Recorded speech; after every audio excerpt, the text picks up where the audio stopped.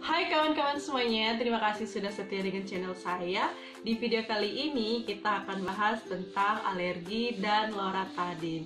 Nah, sebelum kita bahas tentang loratadin, kita harus tahu dulu nih, apa sih sebenarnya alergi itu, bagaimana mekanisme atau cara kerja dari alergi, dan yang terakhir bagaimana cara kerja atau mekanisme dari obat alergi ini. Dalam hal ini yaitu loratadin. Sekarang, apa sih sebenarnya alergi itu? Alergi adalah suatu reaksi sistem kekebalan tubuh manusia terhadap suatu benda.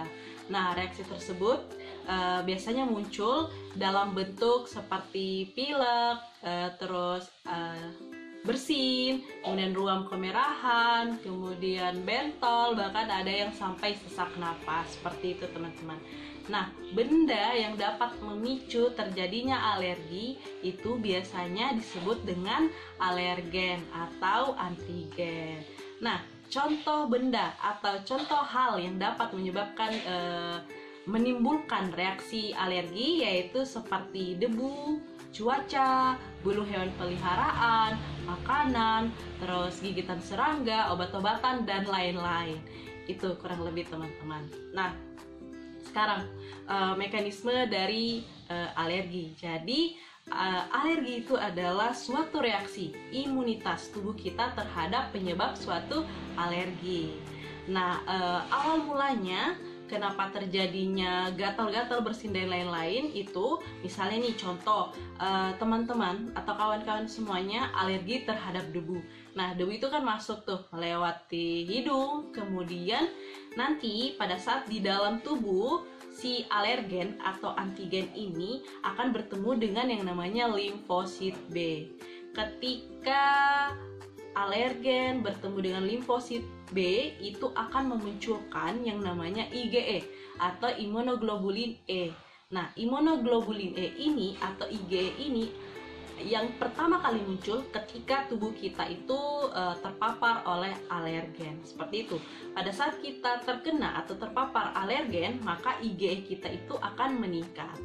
Nah, selanjutnya IgE ini akan masuk ke dalam sel mas untuk mencari reseptornya. Jadi IgE masuk ke dalam sel mas, kemudian mencari reseptornya. Nah, apa yang terjadi ketika IgE bertemu dengan sel mas atau reseptornya di dalam sel mas, maka akan merilis yang namanya sitokin proinflamasi. Nah, salah satu sitokin proinflamasi yaitu histamin. Nah, selanjutnya histamin ini akan bertemu dengan reseptornya. Ketika histamin bertemu dengan reseptornya, disitulah muncul gejala atau simptom dari alergi. Seperti yang tadi kita sudah sebutkan, seperti gatal, ruam kemerahan, bentol, dan lain-lain. Seperti itu, teman-teman. Nah, sekarang bagaimana mekanisme dari loratadin? Jadi begini, tadi kan saya bilang bahwa ketika histamin bertemu dengan reseptornya, maka akan muncul gejala ataupun simptom. Nah, loratadin bekerja dengan cara berlomba-lomba atau berkompetisi dengan histamin tadi bertemu dengan reseptornya. Jadi loratadin fungsinya itu memblokir si histamin bertemu dengan reseptornya. Jadi si loratadin ini menduduki kedudukan si histamin terhadap reseptornya ini, seperti itu, sehingga tidak akan muncul reaksi atau muncul simptom dari alergi itu sendiri, seperti itu. Dan teman-teman, loratadin itu tersedia dalam dosis 10 mg yang bisa kita gunakan satu kali dalam sehari.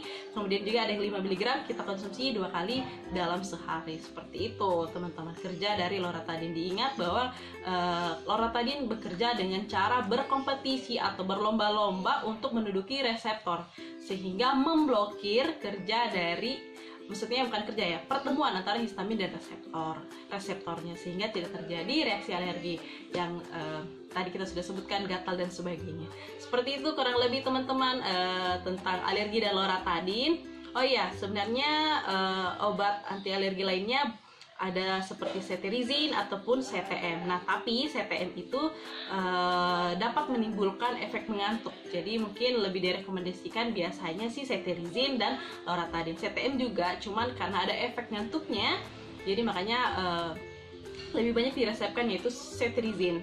Nah, cetirizine dan loratadin seperti itu teman-teman. Mungkin itu saja video kita pada kesempatan kali ini. Mungkin teman-teman ada yang mau menambahkan atau yang mau diperbaiki atau saran untuk video berikutnya. Jangan lupa like, comment, dan subscribe. Juga share kalau menurut kalian video ini bermanfaat buat kalian semuanya. Oke, mungkin itu saja. Terima kasih, sampai jumpa.